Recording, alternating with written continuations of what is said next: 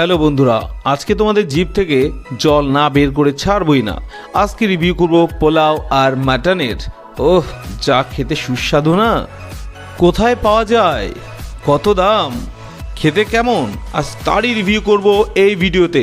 আর জানতে হলে আপনাদেরকে দেখতে হবে একদম প্রথম থেকে শেষ পর্যন্ত। এত সুস্বাদু খাবারের সন্ধান তো শুধুমাত্র মোহর পোলাও ও মাংসের দোকানেই পাওয়া যায়। এটা বারাসাত টালিখোলায়। বারাসাত টালিখোলাটা কোথায়? সেটা বারাসাত স্টেশন বা বারাসাত হেলাবরতলা থেকে টোটো বা অটো ধরে 10 টাকার বিনিময়ে এখানে পৌঁছে দিতে পারবেন।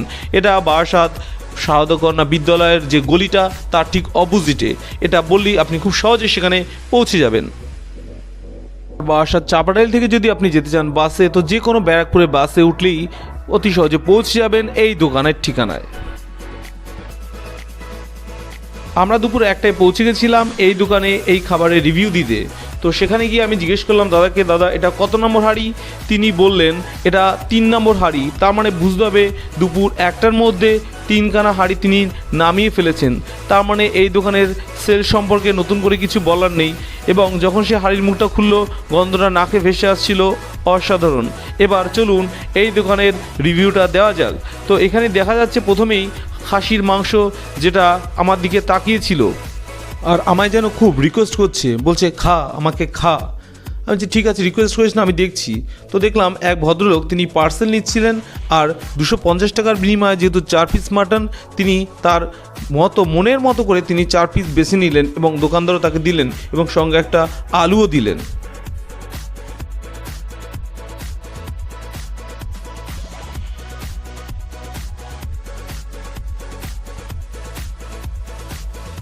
এখানে শুধু মাটন নয়, এখানে চিকেনও পাওয়া যায়, যেটা 180 টাকার বিনিময়ে। চলুন আপনাদেরকে দেখিয়ে নিই এই দোকানের মেনুটা।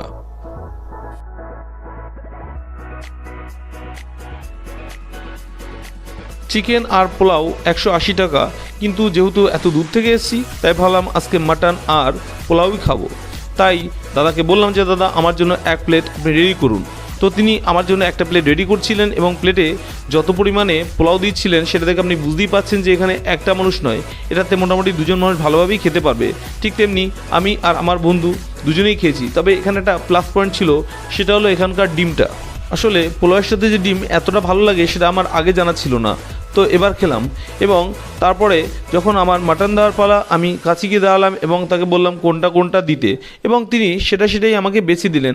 এই নিয়ে কোনো ঝামেলার কোনো ব্যাপার নেই। এখানে আপনি যেমনই বলবেন উনি তেমনই দেবেন, এবং সঙ্গে একটা আলু তো অবশ্যই। এতক্ষণ যা দেখলাম সবই তো ভালো। চলুন এবার খাওয়া দাওয়ার পালা। খেতে কেমন সেটা এবার দেখতে হবে, কারণ সব কিছু ভালো হলেও যদি খেতে ভালো না হয় কিছু কাজ হবে না। খাওয়াটা বড় কথা। তো যেমন বললাম ঠিক তেমনি তিনি আমার সামনে প্লেটটা দিলেন এবং সঙ্গে স্যালাডটা দিলেন, সেটা সম্পূর্ণ ফ্রি। চলুন এবার খাওয়া দাওয়ায় ফিরে যাওয়া যাক। আসলে এতটা মটন দিয়েছে আর পোলাও, আমি কিছুটা লোভে কি করব বুঝতেই পারছিলাম না। এদিকে সাজাচ্ছি তো ওদিকে সাজাচ্ছি, যাই হোক আমি কনফিউজ ছিলাম, কিন্তু খাওয়ার ক্ষেত্রে আমি কনফিউজ হয়ে লাভ নেই, আমাকে খেতেই হবে। তো দেখতেই পাচ্ছেন গ্রেভিটা কতটা সুন্দরভাবে পড়ছে আমার থালায়, আর সত্যি গ্রেভিটাও অসাধারণ ছিল। আর 4 পিস দেখতেই পাচ্ছেন আমার হাতের, মানে পিসগুলো মোটেই ছোট ছিল না। খাবার দেখলে লোভ পড়বে, এটাই স্বাভাবিক। তবে আপনারা এই খাবারের লোভ দেবেন না, কারণ এটা দিলে পরে আমার শরীর খারাপ করলেও করতে পারে। যাই হোক এবার চলে আসি খাওয়ায়। তবে এখানে রাইসটা আমি খেয়ে দেখলাম, রাইসটা সত্যি যথেষ্ট ভালো এবং গন্ধ বিশিষ্ট, এবং এর মধ্যে রয়েছে অনেক কাজু এবং বাদাম, যেটা এই ক্যামেরা হয়তো ধরা পড়বে না, তবে যথেষ্ট পরিমাণে রয়েছে। আপনাকে আমি অ্যাসিওর করতে পারি আপনি গেলে আপনার তাহলে অনেক পরিমাণে পাবেন। এবার আসি মাটনের রিভিউতে। এত কম টাকার 4 পিস মাটন, চলুন তো খাওয়া যাবে কি না। সত্যি খেয়ে দেখলাম মাটনটা যথেষ্ট ভালো ছিল, সফট এবং ফ্রেশও ছিল। আশা করি আপনি খেলে সেটাই বুঝতে পারবেন। এবং আমার তো বেশ ভালো লেগেছিল যে চর্বির অংশটা দিয়েছিল, সেটা মিথ্যা বলার জায়গা নেই। আপনি যদি না খান তো আপনি অনেক কিছু মিস করে যাবেন।